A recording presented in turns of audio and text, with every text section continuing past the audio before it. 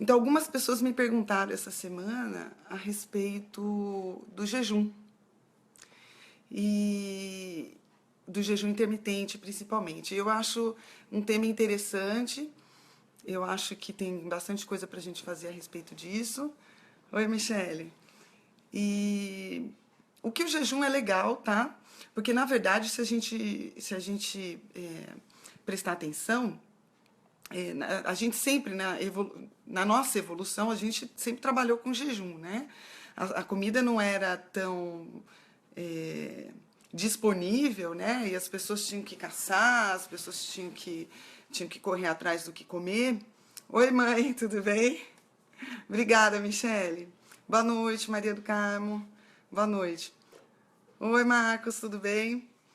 Então, como a gente não tinha a comida tão disponível, né, como a gente tem hoje, o normal era fazer jejum, né? Todo mundo fazia um jejum intermitente. Com o passar do tempo, com a industrialização, com as culturas, né, estabelecidas, as pessoas deixaram de ser nômades e começaram a se organizar entre si, em sociedade, começou a haver plantações e a comida ficou muito mais disponível. Quando isso aconteceu, as pessoas foram diminuindo o jejum, né?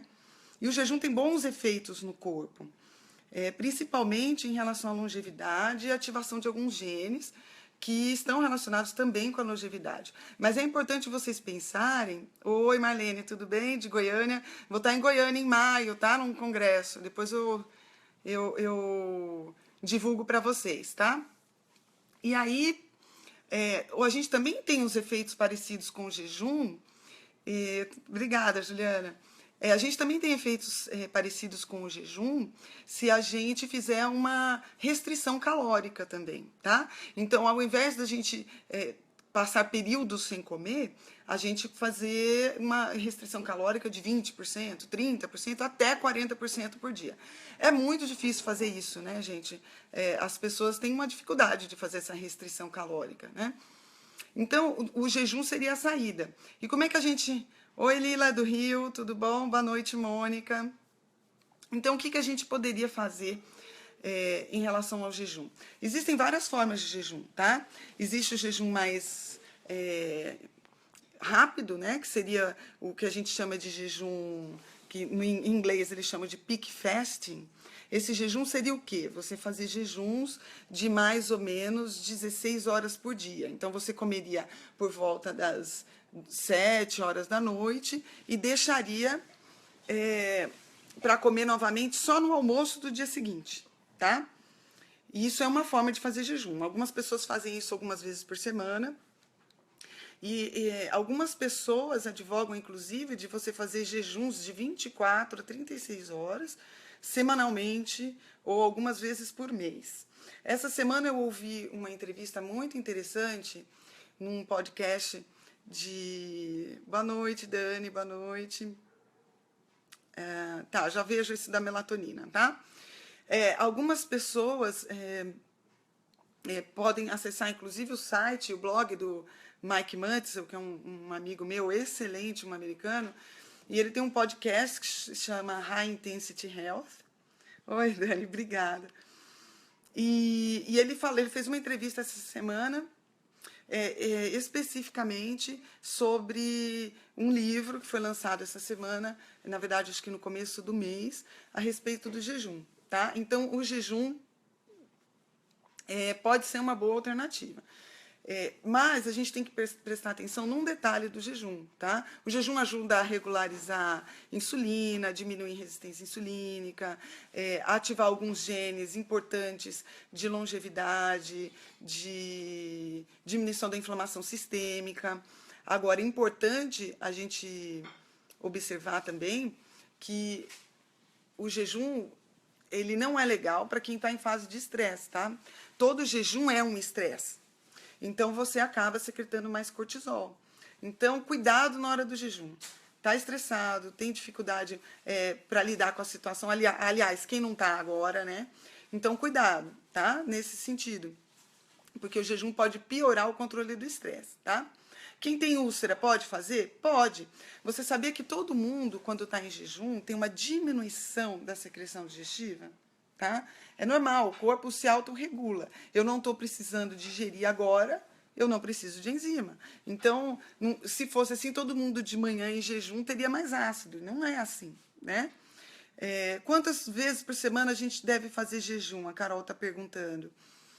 Então, isso é muito pessoal, tá? Mulheres têm que tomar um pouco mais de cuidado também com o jejum por causa das oscilações hormonais, tá? Então, isso também pode alterar os resultados do jejum. Outra coisa que eu queria falar a respeito hoje. Obrigada, querida. A respeito de... Apesar de eu já ter falado isso algumas vezes, algumas pessoas perguntaram a respeito do refluxo, do limão, do prazol, como fazer desmame e tal. Eu falei a respeito disso na última live, do desmame e do prazol. Falei que não pode parar de uma vez. Falei que isso pode causar complicações para você. Jejum de 12 horas, a Yane está perguntando, acho que em relativo ao que eu estava falando sobre jejum. Na verdade, um jejum de 12 horas diariamente não é o ideal, tá? Na verdade, o jejum a gente considera 18 horas de jejum, tá? Então, você come, por exemplo, às 7 da noite e volta a comer meio-dia do dia seguinte, tá? Então, é melhor, se você for fazer jejum, considerar o jejum de 18 horas, tá bom? Cuidado que algumas coisas quebram o jejum. O que não quebra o jejum? Água, né? Líquidos, na verdade, sem densidade calórica. Então, alguns chás podem tomar, tá bom? E água, óbvio, né? As outras coisas tem que tomar cuidado. Ó, minha mãe tomou omeprazol há 15 anos, é verdade. Tá, hoje, quem pode olhar na minha página, tá? Doutora Denise de Carvalho, aqui no Facebook, eu coloquei vários artigos falando sobre o uso do prazol de forma prolongada e as complicações que você pode ter, tá? Eu coloquei isso porque muitos colegas acabam criticando, que isso é sensacionalismo, que isso não tem evidência científica, né? E eu coloquei justamente para comprovar para vocês que existe, tá? Evidência científica do que eu estou falando para vocês. Eu não tenho nada mais a ganhar com isso, tá? A não ser acabar espalhando essa saúde para vocês, né? Então, como é que a gente pode fazer esse desmame? Eu já falei isso em outras lives, eu vou repetir bem rapidinho, tá? O desmame tem que ser feito lentamente, você vai colocando limão, betaína, vai melhorando a secreção mucosa do seu estômago para proteger do ácido, então você pode usar o aloe vera, um outro suplemento que é o licorice, o vinagre de maçã orgânico. Existe bastante gente perguntando, o uso da espinheira santa também. E tem bastante gente perguntando da betaína. A betaína é um suplemento. A betaína é o cloridrato de betaína, tá? Que é usado para mimetizar a secreção ácida do seu estômago. Ele tem uma boa eficácia, né? Nessa restauração da acidez. Só cuidado, tá? Obrigada, Laísla, né? Obrigada, minha querida. A gente tem só que tomar cuidado, porque a betaína, ela não pode ser usada quando a gente usa anti-inflamatório, tá? A dose da betaína tem que ser estudada individualmente. Tem gente que começa com 150 miligramas, tem gente que tem que usar 2 gramas por dia, tá? Então, não dá para falar assim para vocês, é uma receita só para todo mundo, tá bom? E isso é perigoso, né? Nenhum generalismo é inteligente, muito menos na medicina, né? Porque cada ser é único, então não dá para a gente falar que todo mundo vai usar a mesma coisa de betaína e que todo mundo vai precisar de betaína, tá? A Carol está perguntando se quem tem úlcera pode tomar limão. A úlcera está ativa? Isso é importante saber. Ou teve úlcera, cicatrizou a úlcera e a gente tem uma cicatriz. Quando a gente faz endoscopia, a gente classifica as úlceras, tá? Toda úlcera que está em classe A é de adactive em inglês. Depois a gente tem a classificação em letra H, que é de healing, ou seja, em cicatrização. Ou S. Se for uma úlcera já em fase S quer dizer o quê? É scar, tá? É uma cicatriz. Então, nessa fase, você pode usar limão, não tem problema. Eu falei, inclusive, que o uso do ácido, do omeprazol ou de qualquer outro prazol existe, tá? E existe uma razão para ele existir. E existe uma razão para você usar. Principalmente quando eu tenho úlceras abertas que precisam ser cicatrizadas e quando eu tenho uma esofagite erosiva, por exemplo. Algumas pessoas advogam também o uso para quem tem esôfago de Barrett. Eu acho que isso ainda é discutível, mas ainda pode ser usado, tá? Nos outros casos, eu não vejo razão para a gente fazer uso de uma droga dessa ad eterno, como tem gente fazendo uso assim, tá? Ou para prescrever sem nenhuma necessidade, ou prescrever assim, essa pessoa está tomando muito remédio, eu vou colocar um omeprazol para não dar uma gastrite, entendeu? Tipo, né? Não vai mudar, tá, gente? Se tiver que ter a gastrite por uso de medicação, vai ter. E esses artigos que eu coloquei hoje, eu falei, inclusive, uma coisa que até me surpreendeu, um desses artigos que eu encontrei, porque quem é médico sabe que uma das drogas que a gente mais tem que ter cuidado com o paciente que tem algum problema renal são os anti-inflamatórios, né, não hormonais. Então, aí, tipo, Voltaren, né, Cataflã, todo anti-inflamatório é muito nefrotóxico. Isso quer dizer o quê? Que ele é muito tóxico para o rim. Alguns antibióticos também são, por exemplo, ciprofloxacin, norfloxacin. Alguns antibióticos, embora sejam usados para infecção urinária, eles são muito nefrotóxicos e a gente tem que tomar cuidado com o uso deles. Mas eu publiquei um artigo hoje que fez um estudo de 93 a 2011 com biópsias renais e relacionaram a nefrite intersticial aguda, que é uma das causas de insuficiência renal, com o uso de medicações. E o trabalho concluiu que a droga que causa mais insuficiência renal é o omeprazol. Eu fiquei chocada, porque eu esperaria um anti-inflamatório no hormonal, porque isso já é corrente no meio médico, né? A gente fala, cuidado com o rim, porque quem usa muito anti-inflamatório tem que tomar cuidado com o rim. Meu querido, tem que tomar cuidado com o rim quem usa omeprazol. Ele colocou como a principal droga causadora de insuficiência renal. Então, cuidado, gente, tá? Michele está dizendo aqui que usa 300 miligramas de betaína imediatamente antes das refeições. Você tem que usar durante a refeição, tá? A betaína, não é antes, tá? É durante a refeição, tá? Então, cuidado com isso, tá bom? De nada, Carol, imagina. Obrigada. Então, mas assim, essas publicações não é para causar medo em ninguém, não é para causar pânico em ninguém, é mais para informar, tá bom? E que é importante não informar só vocês, informar os colegas médicos, tá? Que, infelizmente, isso a gente não aprende normalmente, tá? Isso não é divulgado pra gente, não, tá? Jaqueline dizendo que há 10 anos faz uso de pantoprazol 40 miligramas por dia. E conseguiu diminuir para 1 comprimido por dia.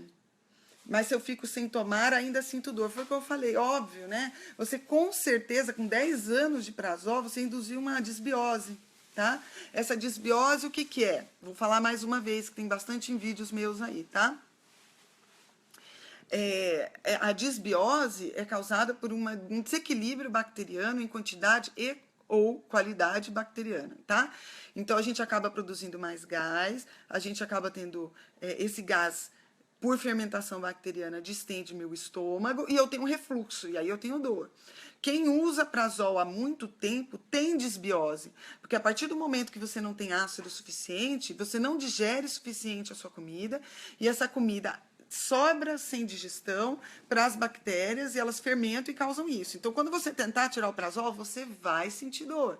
Então, você tem que fazer o desmame e, junto com esse desmame, você começar a cortar essa sobra de comida para suas bactérias. E talvez fazer uma limpeza intestinal, tá?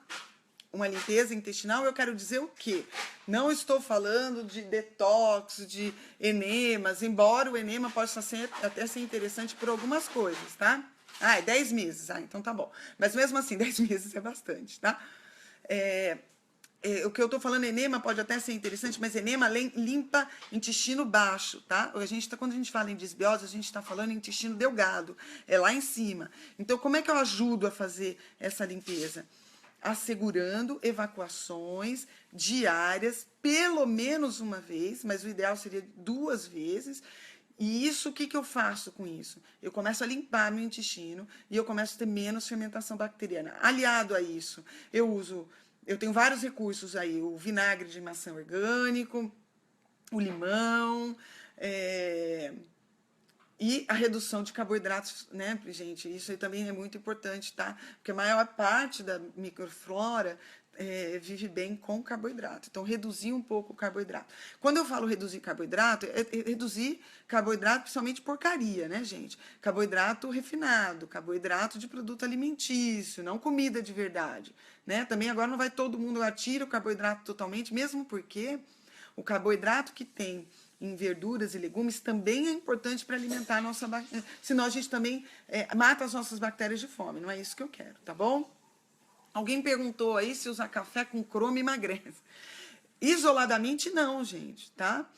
O cromo é importante para atividade da insulina. Então, assim, muitas pessoas têm deficiência de cromo hoje pela deficiência alimentar, má qualidade, más escolhas. Então, às vezes, você desenvolve um grau de resistência insulínica porque a sua insulina não consegue atingir adequadamente o receptor dela. E ela não consegue por quê? Porque a fechadura está deformada, tá? E isso pela falta de cromo. Então, as pessoas que têm esse tipo de problema, quando você suplementa cromo, ela tem uma melhora da resposta insulínica. E isso pode ser emagrecedor, tá? A cafeína é um estimulante. E ela pode fazer com que você gaste mais calorias em repouso, né? Agora, cuidado, tá? Não coloque suas fichas tudo nisso e continue comendo tudo errado, tá? Não vai surtir efeito. O emagrecimento... Inclusive, eu vou até pedir que vocês coloquem o e-mail de vocês aí embaixo nos comentários, porque a gente está fazendo um e-book sobre emagrecimento e eu vou mandar para vocês, tá bom? De graça, tá? Como um presente de Natal da doutora, tá bom? Então, depois vocês vão colocando o e-mail aí de vocês que eu vou mandar. Tá? Um dos pilares do emagrecimento é a alimentação, mas não é só isso, né? Tem muita coisa aí. A gente tem a regularização do sono, do estresse, atividade física. Não só atividade física que se faz na academia, mas se manter ativo todo dia, tá? Ó, eu estou usando aqui agora, ó, eu estou usando um frequencímetro que eu estou usando o dia inteiro para contar meus passos, tá? 10.000 passos ao dia é o número mágico, tá bom? De atividade, de se manter ativo. Hoje em dia a gente já sabe que o ato de se manter sentado por muito tempo é tão deletério quanto fumar, tá? Então, assim, o quanto mais sedentário você for, pior, tá? Isso daí, Luciano, um e-book de emagrecimento, tá? Mandem seus e-mails que a gente vai mandar para vocês, tá bom? Isso, preferia que o Éder colocou. Maravilhoso, Éder. Você é um doce. Isso mesmo. A gente tem que preferir, a gente tem que priorizar. Ah, Geisa, tudo bom? A gente tem que priorizar a melhora de hábitos, tá? E melhora de hábitos é um todo, né? A melhora de hábitos em alimentação, em pensamentos, sabe? Do pensamento que você cultiva. Melhora de hábitos, exercício físico, dormir, controle do estresse, hormônios, tá? Então, checar hormônios, tireoide, hormônios femininos, homem, testosterona. Isso tudo é importante no mecanismo de emagrecimento. Não existe uma fórmula mágica, não existe uma dieta mágica, nenhuma dessas da moda que vai assegurar que você vai emagrecer. Você pode emagrecer 10 quilos e ganhar tudo de novo, tá? Se você não mudar a sua mentalidade, né? A forma como você encara. Oi, Pati! Beijo pra você, minha irmã. Então, vão colocando aí seus e-mails que a gente vai mandar esse e-book antes do Natal ainda, se Deus quiser, tá? Eu escrevi esse final de semana, eu tive tempo e agora eu tenho uma pessoa fazendo essa diagramação, fazendo tudo bonitinho para mandar para vocês, tá bom? a limão com bicarbonato e 3 gramas de glugol. Cuidado só com o bicarbonato, tá? Porque o bicarbonato tem um efeito justamente o contrário do limão, né? Porque ele é básico, tá? Então, cuidado. Por isso que quando a pessoa tem refluxo e azia, ela toma o carboidrato, melhora, tá? Então, o carboidrato, desculpa, o bicarbonato. Melhora, tá? Porque ele neutraliza esse ácido. Então, cuidado, tá? O bicarbonato ele pode fazer o quê?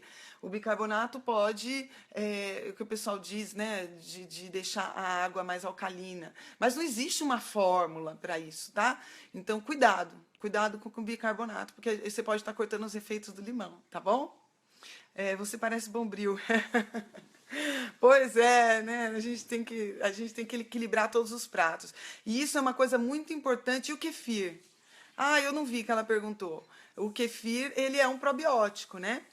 O kefir é uma colônia de bactérias, juntamente com algumas leveduras. Isso depende muito da linhagem do kefir. Ele é ótimo para repovoar o intestino depois, tá bom? Então, assim, não adianta só a gente colocar o probiótico se a gente não tiver uma evacuação adequada, tá? Se eu já estou em desbiose e tenho muita coisa fermentando, eu coloco mais um probiótico aí e aquilo ali vira um excelente caldeirão, né? Então, cuidado, tá? Cuidado. O kefir é muito bom, mas principalmente depois que a gente fizer uma limpeza intestinal, tá? Deus te abençoe também, Éder. Obrigada, viu? O que mais que eu acho que é interessante a gente falar, quando a gente fala de emagrecimento, da gente falar muito, muito importante do controle de estresse. E outra coisa também que é importante, dessa coisa da gente ter uma rede social, sabe? De pessoas com o mesmo pensamento seu, todos com a mesma sintonia, tá? Isso é muito importante. Por quê? Porque você não se sente sozinho, né? As pessoas te suportam. Imagina você estar num grupo de pessoas que todo mundo come errado, e aí você vai fazer isso agora, principalmente nessa época do ano, essas confraternizações, você vai lá e fica todo mundo falando, vai, come um pouquinho, toma só um chopinho, come mais um pouco, poxa, que chato, não sei o que, não sei o que. Então isso é muito chato, né? É contraproducente, né? Alguns estudos até falam, que eu já achei bem interessante, que você estar com pessoas que não têm o mesmo objetivo que você tem uma tendência muito maior a desistir do seu objetivo, né? Então, isso é muito importante, tá? Nódulo de tireoide provoca refluxo? Não, não, não, não, tá? O que a tireoide pode estar relacionada, e está muito relacionado, o hipotireoidismo, com constipação intestinal, tá? Então, a diminuição dos hormônios tiroidianos causa uma lentidão do trato digestivo. Então, você pode ter constipação intestinal. Constipação intestinal crônica, prestem atenção, pesquisem tireoide, tá? É uma das principais causas de constipação crônica. Claro que não alimentar, né, gente? Por deficiências alimentares, que isso é muito importante, tá? Oi, Josiane. Obrigada, viu? Obrigada. Muito obrigada, tá? Quer seu e-book também? Põe seu e-mail aí embaixo, tá? Não esqueçam. Tireoidite de Hashimoto tem solução? Tem solução. O que eu quero dizer assim, se vai zerar anticorpos? Olha, às vezes era assim, mas isso não é o que você tem que procurar. Você tem que procurar o equilíbrio da sua tireoide. Uma coisa que ajuda você a equilibrar a sua tireoide é tirar derivados do leite, por exemplo, tá? Outra coisa, ver se você não precisa de iodo, de suplementar iodo.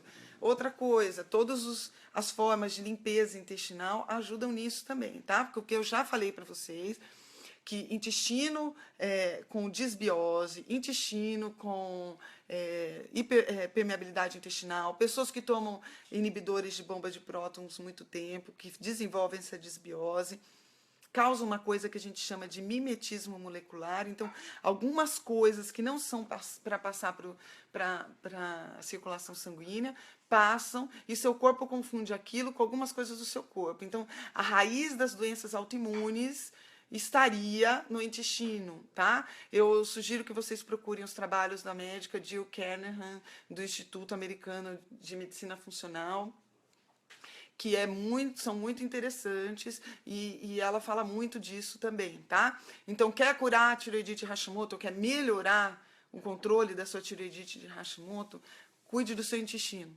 tá? Isso é muito importante. A intolerância à lactose é para sempre ou a pessoa volta? Não, infelizmente não, tá? A intolerância à lactose tem algumas razões, né? Mas existe uma questão genética também envolvida, tá? Então, você fazer o teste genético para ver se você tem predisposição à intolerância à lactose, tá? Porque o que falta aí é uma enzima que se chama lactase para quebrar a lactose e você poder absorver adequadamente. As pessoas que não têm essa enzima não fazem essa quebra adequada. E não tem porque um dia você teve enzima, hoje você não tem mais, você voltar a ter. É muito difícil, tá, gente? Eu acredito que seja virtualmente impossível, tá? Se você teve intolerância à lactose, você voltar. Mesmo porque tem um componente genético associado aí, tá? Que a gente não pode ignorar, tá bom? Como eu limpo meu intestino? Eunice está me perguntando. Só começando a evacuar, tá? Por exemplo, evacuar pelo menos 2 vezes ao dia. A Marta perguntou se o óleo de coco ajuda na desbiose. Sim, inclusive o óleo de coco ajuda na limpeza intestinal. O óleo de coco tem uma substância que se chama ácido caprílico, que é fungostático, que a gente chama, tá? Então ele ajuda a matar candidíase intestinal. Uma coisa que eu estava pensando em publicar essa semana e vou ver se eu tenho tempo de fazer um post nesse sentido. Muitas mulheres têm candidíase vaginal de repetição. Essa candidíase vaginal, ela está ali, mas ela também está no intestino, tá? E a razão principal da candidíase intestinal é a alimentação, tá? Alimentação excessivamente rica em carboidrato, tá? Então, o óleo de coco ajuda muito nisso, inclusive para mulheres que têm candidíase vaginal de repetição. Existem até hoje óvulos vaginais de óleo de coco, tá? E é uma forma natural de tratar. Então, o óleo de coco também é muito bom na desbiose, porque a desbiose também pode ter uma prevalência de levedura, tá? No caso, a cândida. Então, o óleo de coco ajuda sim, tá bom? Como usar o aloe vera? A Paula está perguntando. O aloe vera, você pode usar o suco do aloe vera. Eu sugiro que vocês não comprem, não peguem aloe vera do quintal, tá? Porque tem aloe vera que não pode ser usada dessa maneira. E eu não sei dizer para você qual pode e qual não pode. Seria irresponsável da minha parte.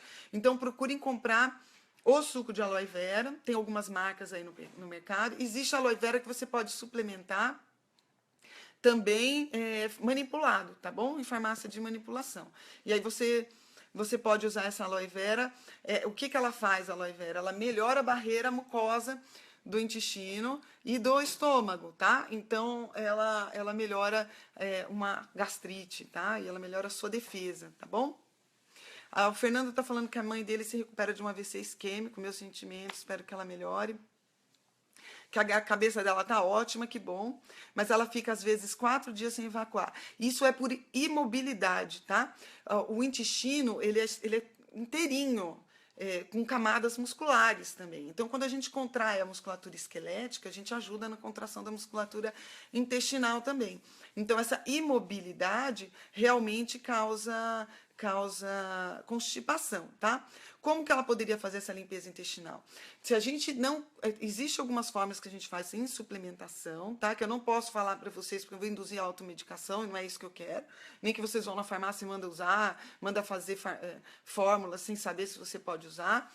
Mas quem está acamado pode necessitar de limpeza intestinal por enemas, tá? Para assegurar que evacue todo dia. Pode usar o supositório de glicerina, que a gente usa até em bebê, tá? Toda vez que a gente estimula a região anal, a gente tem um reflexo, que isso pode ajudar nessa evacuação da sua mãe, tá bom, Fernando?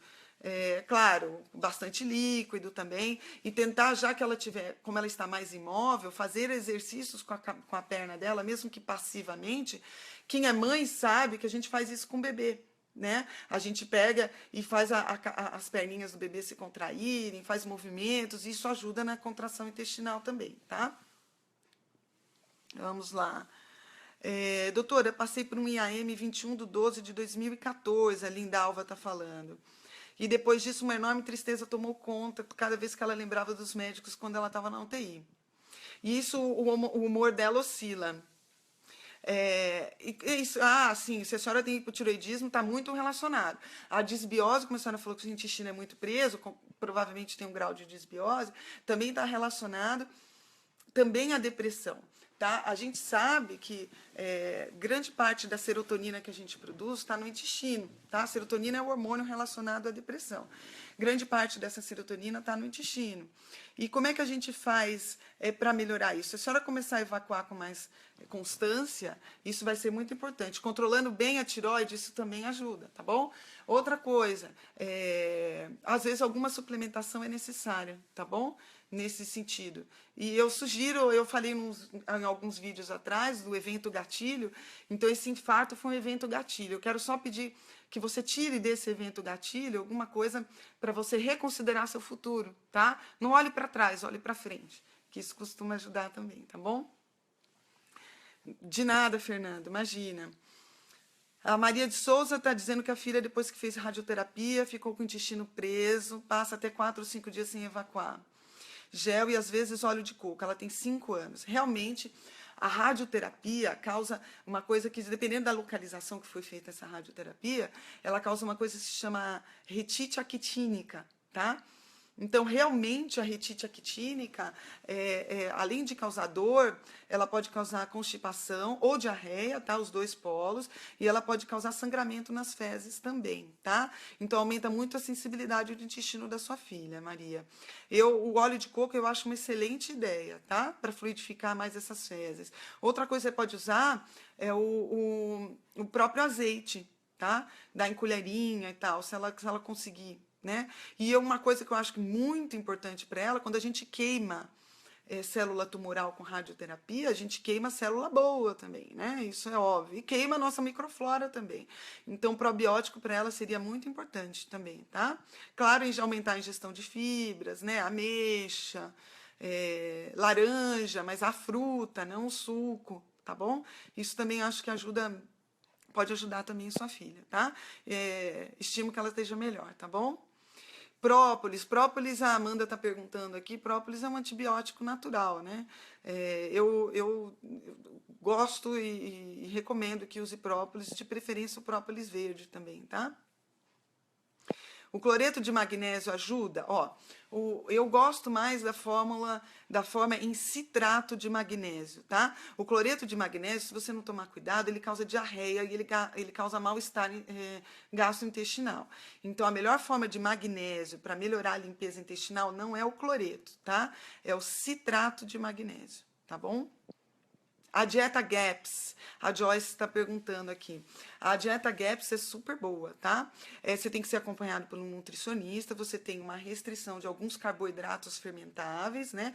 GAPS é um acrônimo para vários tipos de carboidratos, são os nomes bem complicados aí, na verdade são vários tipos de açúcar fermentáveis, né? Vem de fibras, então algumas pessoas se beneficiam, tá? É uma dieta que restringe um pouco a alimentação, então muitas frutas não entram na dieta GAPS, então tem que ser acompanhado por um nutricionista. Normalmente quando a gente faz essa dieta, depois a gente faz uma reintrodução alimentar lentamente para ver a que essa pessoa especificamente tem sensibilidade. Mas é a mesma coisa do FODMAPs, tá? É muito legal, faça, tá? Mas acompanhado de um nutricionista, tá bom? Andréia tá falando que o filho dela tem uma disbiose severa com uma dieta exclusiva de Neocate há 6 meses devido às alergias. E tem fezes aquosas de 2 em 2 dias. Já tentei muitos probióticos importados sem resultado. Que idade tem seu filho, Andréia? Isso provavelmente ele tem uma série de alergias alimentares, né? Tem uma sensibilidade alimentar exacerbada. Nesses casos, um probiótico ajuda muito. Óbvio que identificar quais são esses alimentos é importante. Se ele está com Neocate, é porque já sabe que um desses alimentos é o leite, né? Tem que ver a idade dele, tá? Porque aí precisa ser acompanhado por uma nutricionista, porque dependendo da idade da criança, a gente não tem muita. O nosso arsenal alimentar é um pouco limitado, né? Doutora, eu tenho gastrite leve, cloreto de magnésio à noite ajuda a desinflamar o estômago. Olha, lembra do que eu falei, cuidado com cloreto de magnésio quem tem gastrite, tá? Pode piorar a sensação de gastrite. Nesses casos, eu prefiro que você use citrato de magnésio, não o cloreto, tá? Doutora, eu tenho síndrome de intestino irritável. Como controlar isso? A Val está falando. Síndrome de intestino irritável, grande parte das vezes é disbiose, porque síndrome de intestino irritável é um diagnóstico de exclusão. Eu fiz vários exames, não acho nada, você tem síndrome de intestino irritável, tá? Pronto. Então, grande parte desses pacientes tem disbiose. Tratando a disbiose, se você não melhorar 100%, você tem um grande ganho com isso, tá? Meu intestino é muito preso. Posso usar cloreto de magnésio? Tem bastante gente perguntando cloreto de magnésio. Então, pode usar, tá? Porque ele é bem mais barato e fácil de você conseguir, né? Com o cloreto de magnésio PA. Só que ele é menos puro, tá? E cuidado com a quantidade, porque ele pode dar diarreia e pode dar desconforto gastrointestinal. Cuidado, tá? Prefira o citrato de magnésio, tá bom? Óleo de coco para um bebê em desbiose severa. Qual a idade do bebê? Cuidado, tá? Com óleo de coco para bebê, tá bom? Pode dar mais diarreia. Falo muito de óleo de copaíba para o estômago. Então, eu não tenho experiência específica com óleo de copaíba, tá? Até porque o óleo de copaíba não é muito fácil de encontrar.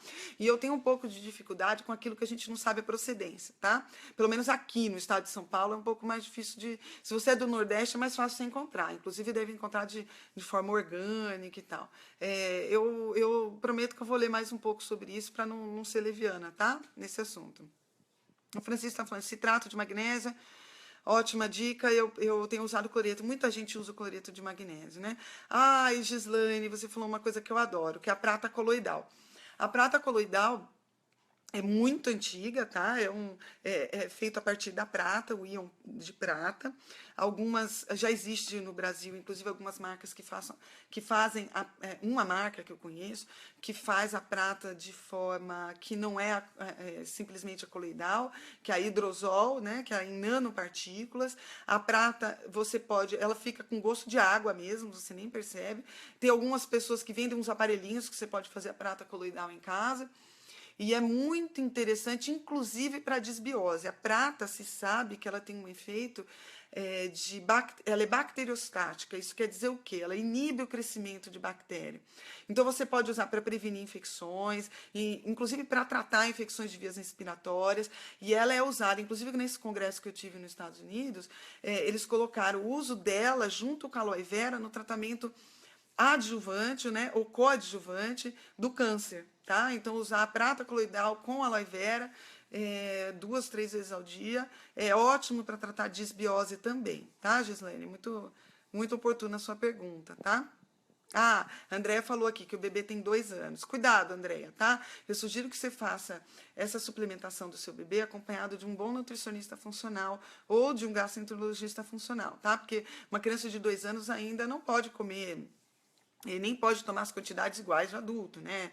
Mas ela pode fazer uma suplementação de probiótico, sim, tá? Eu acho que ia ajudar bastante seu filho, tá? O Evandro tá falando de novo do cloreto de magnésio. Eu já falei, tá? Citrato de magnésio melhor para o trato digestivo, tá? Probiótico que você fala é aqueles do Yakult? A Maria perguntou. Yakult tem probiótico, mas é uma quantidade irrisória, tá, gente? Além disso, além do probiótico, ele tem muito açúcar. Então, os benefícios, a meu ver, não são tão grandes assim, tá? Probiótico são colônias de bactérias positivas, bactérias saudáveis, que vão ajudar a repovoar seu intestino de uma forma saudável. Então, você pode usar assim, manipulado, tá? Você pode usar o kefir, que é um probiótico super saudável, mas a gente tem que tratar a desbiose primeiro, tá? O Francisco está perguntando da endometriose. A endometriose é uma doença que acomete mulheres quando o endométrio, que é aquela película que recobre o útero por dentro, ele se encontra em locais que não era para ele se encontrar. Normalmente dentro da cavidade abdominal, ou em cima dos ovários, em cima das trompas. Algumas mulheres desenvolvem várias fibroses intestinais por conta dessa endometriose, porque começa a colar uma alça intestinal na outra, é bem complicado, é doloroso, causa infertilidade, mas a gente sabe que isso está muito relacionado a quanto mais inflamado você for, e está muito relacionado com a insulina, hiperinsulinismo, tá? Que é a mesma causa, inclusive, também está relacionada à síndrome do ovário policístico. Então, tratamento geral de redução de processo inflamatório, melhora da alimentação, né? Menor exposição a agrotóxicos, a produtos industrializados, bebida alcoólica, melhor, tá? Para quem tem endometriose. Na medicina tradicional, o tratamento da endometriose está focado em inibir ovulação, tá? Anticoncepcionais. Eu prefiro enxergar a medicina de uma forma mais natural, né? Então, se a gente puder fazer mudanças de hábito no geral e não se envenenar com anticoncepcional, eu acho melhor, tá? Tem o refluxo, gastrite, Márcia está falando, muita coisa aqui pode ajudar você, tá? De nada, Val, tem um refluxo, recentemente estou sentindo muita falta de ar e dificuldade para engolir alguns alimentos. Caroline, cuidado, tá? Porque se você tem um refluxo muito intenso, você pode fazer erosões ou até úlceras no esôfago. Essas úlceras se cicatrizam e essa cicatriz pode estenosar, pode fazer o quê? Fazer uma retração no esôfago e isso dá dificuldade para engolir. Como é que você sabe disso? Endoscopia, tá? Procure um médico gastroenterologista para pedir uma endoscopia e avaliar isso, tá bom? Que isso é importante. Cuidado com essa automedicação, tá bom? Carol Bino, o que é disbiose? Eu vou repetir. Disbiose é uma desproporção bacteriana, principalmente intestino delgado, tá? Então, é uma quantidade aumentada de bactérias ou em proporção ruim, tá? Isso está muito causado por estresse, má alimentação e uso de bloqueadores de bombas de prótons, ou os famosos prazóis, tá? Isso é disbiose. Eu ouso dizer que 90% da população hoje sofre disso, tá? Isso em decorrência principalmente da alimentação de qualidade ruim, tá? Meu pai tem diabetes, estou fazendo um controle alimentar, mas ele está fraco. Que vitamina diabética pode eu tomar? Ó, cuidado, tá? Porque tem que ver esse controle do diabetes dele, tá bom? De modo geral, o diabético pode tomar qualquer vitamina, desde que não tenha açúcar, né? Cuidado com xaropes, essas coisas.